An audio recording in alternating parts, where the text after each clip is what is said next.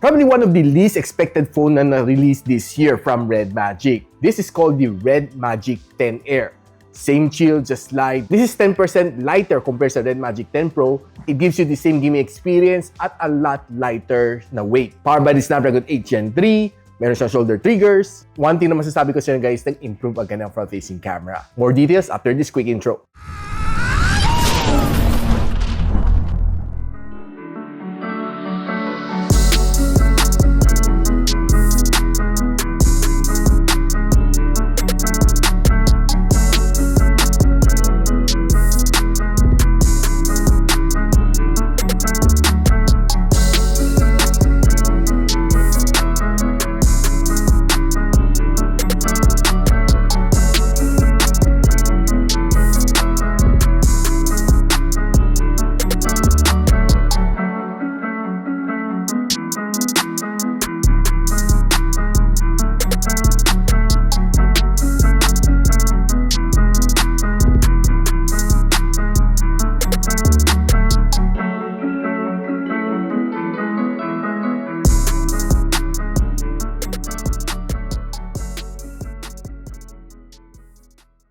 So it's the global release ng Redmagic 10 Air. Wala pa akong price para sa kanyang local release here in the Philippines, but I'll post everything on the description box below.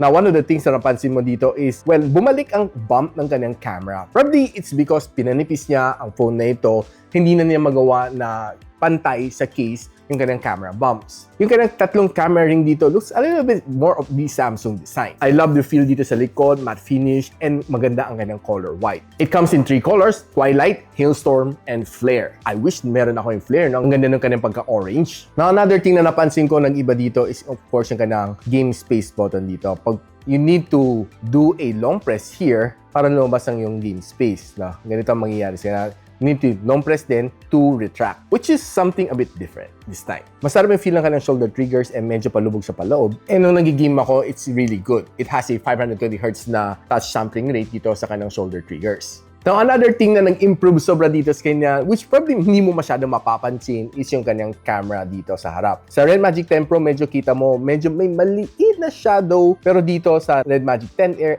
nawala na siya ng tuluyan. Halos di ko na makita kung saan na nakatago ang kanyang under-display na front-facing camera, which for me is goods. Overall, I feel it's quite good and it's especially light at 209 grams. This is definitely a good improvement sa Redmagic 10 series. And by the way guys, ang another improvement dito is yung kanyang Ice X na liquid metal cooling system. It has 9 layers na cooling system dito sa loob, which is yun ang magpapalamig dito sa kanya. And yun ang dineploy na dito dahil manipis siya and wala siyang cooling fan dito, unlike si Redmagic 10 Pro. Now, probably you would say it's a step down from the Redmagic 10 Air. This is more of a side step to give you a different feel ng Redmagic 10 series kasi hindi naman lahat ng tao mahilig sa mabibigat na gaming phone. So, this one is being powered by the Qualcomm Snapdragon 8 Gen 3. Nakakuha siya ng 2.05 million points dito sa Antutu benchmark. This is the breakdown score. 5,140 ka ng loop score and 97% ka ng stability. Quite good dito sa Wallet Extreme. Ito ang score nakuha na dito sa Geekbench CPU benchmarking. Ito naman sa kanang GPU benchmarking. Surprisingly good na kanang thermals and it throttled to 88% na kanang best performance.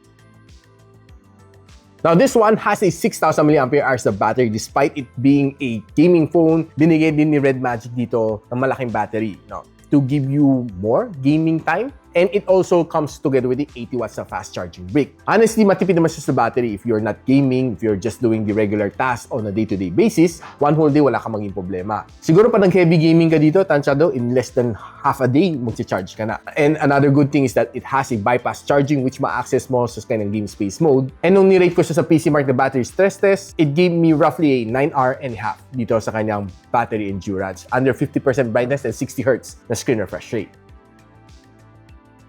Now, pagdating sa kanang display, it's a 6.8-inch na AMOLED display. And of course, wala siyang punch hole dito sa kanyang camera and quite thin ang kanyang bezel. This one gives you a 93% screen-to-body ratio with a 1,600 nits na maximum brightness. And it also comes with a 120Hz screen refresh rate. Mas mataas lang ng konti si Redmagic 10 Pro at 144. Now, pagdating sa experience dito sa kanyang display, full screen goodness na makukuha mo dito sa kanya. Dahil wala siyang punch hole, and if you're watching your favorite videos dito, definitely mag-e-enjoy ka dahil, well, honestly, buong-buo yung screen eh. Maganda ka ng resolution, quite punchy ang kanyang colors, and black is definitely blacker, so mag-e-enjoy ka na nga talaga dito. And if you're browsing naman on socials dito, expect to give you a really good experience dahil sa kanyang high refresh rate as well.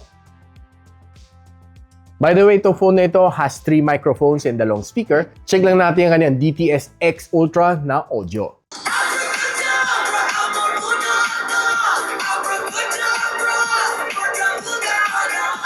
Honestly, malakas ang kanyang sound. I was quite blown away with its sounds, especially listening to Spotify, and talagang malakas ang sound tripping na makuha mo dito. Plus, meron pa siyang pailaw dito ng RGB, which would dance to the beat of the music.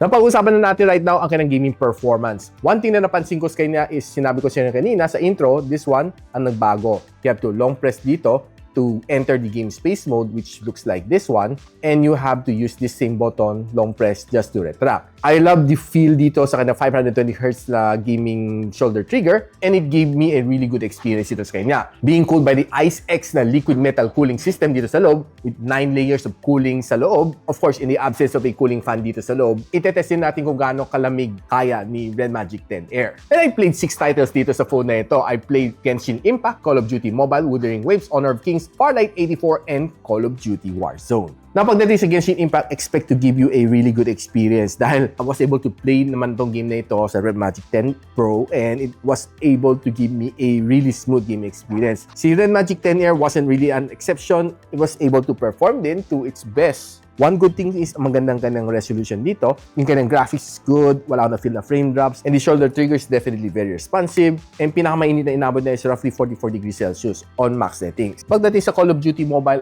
same din, maganda rin experience na nakuha ko dito sa kanya. I was able to play halos an hour of ranked matches dito, and I was able to play an hour of ranked matches and VR matches combined. It was really good ah. One good thing dito sa kanya is yung very helpful yung kanyang shoulder triggers. On my left, nilagay ko reload. On my right, nilagay ko shoot. It will give you a really good immersive experience dito sa gameplay. Pinakamainit na inabot niya, surprisingly, umabot din siya ng 44 degrees Celsius. Pagdating sa Wuthering Waves, I expect nothing less than a good gameplay din sa kanya. Though there are times na there are some minor frame drops along the way, that is probably due to yung init na inabot din netong phone na ito. Pero I would say na overall, the gameplay was snappy, minor frame drops. The only thing na hindi ko masyado gusto dito is quite hot at 50 degrees Celsius. Pagdating sa Honor of Kings, mani-mani na lang siya sa kanya, no? Pagdating sa Honor of Kings, mani-mani na lang dito sa Redmagic 10 Air. I was able to breeze through 3 games sa Honor of Kings together with the Redmagic 10 Air. The experience was really good. Mabilis ang touch response nito, it sounds really good, and umabot siya ng 40 degrees Celsius sa aking gameplay. Pagdating sa Farlight 84, sinagad-sagad ko rin ng graphical settings, and to my surprise, it was really good. Halos wala rin ako na-feel the frame drops dito sa kanya, and it was quite optimized. On some other phones kasi si Farlight 84 hindi masyado optimized. Response ng screen is okay. One thing na gusto mo dito sa kanya is of course yung kanya shoulder triggers, which is very helpful, and pinakamainit na inabot lang niya after 30 minutes of gameplay,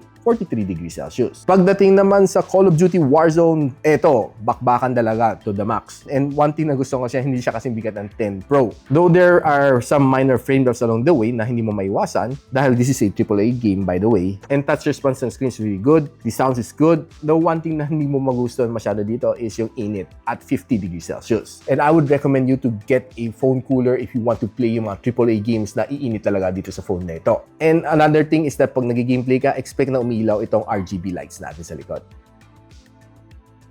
Now, pag-usapan natin right now ang kanyang camera. This one has a 50MP na main camera sensor with OIS, 50MP na ultra-wide lens with autofocus, and it can shoot you up to 8K and 30. Kanyang front-facing one is a under-display na 16MP na camera which can shoot you up to 1080 and 60. Now guys, gusto lang natin tingnan right now yung mga camera shots na nakuha natin from the Redmagic 10 Air. And checking out some of the outdoor shot naman nakuha ko, honestly, I would say that it's really nice. Very sharp mga photos nakuha ko. No? Kahit yung mga puno ng coconut nakuha natin is quite sharp pag zoom in mo siya. Equally nice din mga ibang photos na nakuha natin while panning around. Now, if you're trying to look at this figurine naman na nakuha natin, it's okay. Not the best na na-capture ko on a premium smartphone, but honestly, it's pretty solid na para sa isang gaming smartphone. And taking a look at the other characters din, okay pa rin naman sila. Makita mo pa rin mga details nila. If you're just simply walking around, just the vicinity, makita mo, this one, itong camera niya, no, will be able to give you some really nice and solid snap naman. If you're checking some flower shot like this one, maganda naman details na makaka-capture niya. Yung ganda din sa kanya is yung green niya, hindi sobrang saturated, just the right amount of saturation just to make it look good on camera. And pati itong mga flowers na na-capture natin is good and sharp din once you zoom it in. Now, taking a look at some of these flower shot na nakuha natin, honestly, it can perform really. I was really surprised with the goodness ng ganyang camera from the Redmagic 10 Air. Now, tinry naman natin ganyang ultra-wide lens. This is a ultra-wide shot, normal, 2 times, 5 times, and this is a 10 times zoom. Honestly, malabo na siya after 10 times zoom. Solid pa rin naman after 2 times zooming, pero pag tinignan naman sa likod niya, medyo malabo na rin. Now, if you're going indoor naman for some food shot, maganda naman kuha niya na medyo a little bit yellowish tint konti on the food, but honestly, output is quite looking good. Kasi food is more, mas kailangan mo na konting yellow shade para mas gumandang yung photo. Now, if you're trying to take some mga LED light shot, maganda na yung capture niya, no? I was really surprised. Pag nag-focus ka naman sa subject, maganda rin na makukuha niya and blurring it all the way to the background. Pati ito, solid din na nakuha ko. Taking in more food photography for you guys, check nyo lang to, no? I was really surprised with the goodness of its camera. Honestly, the Redmagic 10 Air, yung kanyang camera is pretty solid, kaya may pagsabayan sa mga flagship camera, and maganda sa mga food shots na nakuha natin. And kung kumukuha ka ng mga simple shots like this one, may ilaw, solid and sharp din na makukuha mo. Pati itong mga gown shot na makukuha natin, kitang-kita pa rin mga beads. Kahit colorful yung photo mo, kaya pa rin mag-perform ang camera ni Redmagic 10 Air. Now, if you check on some of the outdoor shot, honestly, medyo nag-improve punti from the Redmagic 10 Pro, and yung buhok ko, no, napapansin ko na medyo namumuti kahit maitim ang aking buhok, and there's a slight brownish color here kahit hindi ako nagpa-dye ng buhok. I'm not sure how it came. Pero dito naman, black na black naman aking color ng hair. Dito, medyo nag-mix ang black tsaka brown. So, medyo, well, nag-improve kunti ang kanyang front-facing camera on outdoor. Not so bad ang mga shot na nakuha ko. Hindi katulad dati no, talaga feel mo namumuti ka dahil sa kanyang in-display na camera. Now, if you're going indoor naman, well, namumuti rin ako dito. And there are times na makakuha ka ng some decent shot from the indoor. Basta maganda yung lighting like this one.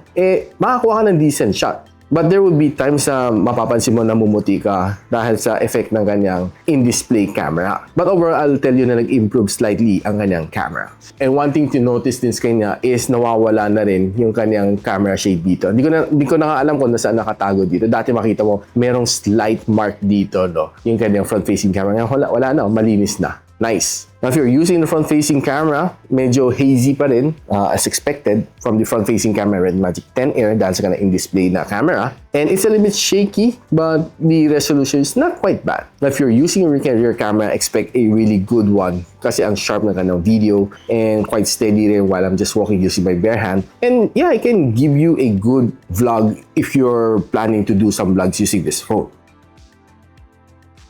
Now guys, with a phone this light, para sa gaming, everything's in it na. Ganda ng kanyang metal frames dito, magandang feel sa likod, and this screen is definitely good dahil nawala na ang kanyang shadow, yung kanyang punch hole dito sa harap. With a very responsive shoulder triggers, really good sounds, and I think everything is here. The front-facing camera has improved, and the rear camera is taking great pictures as well. And now if you're into heavy gaming and I am a heavyweight, the Redmagic 10 Air is definitely a good choice to pick. Kung gusto niyo malaman kung saan niyo pwede ma-purchase itong phone na ito, once na nagkaroon ng link, I'll update it on the description box below. And if you like this video, don't forget to share it to your friends. And a quick sub is definitely awesome. I'll see you in my next video. And so, ako para si Richmond, and you're watching Gadget Sidekick. Like and subscribe to my channel. Don't forget to hit that notification bell. For one of my latest uploads, click the dito. And for one of my popular uploads, click here.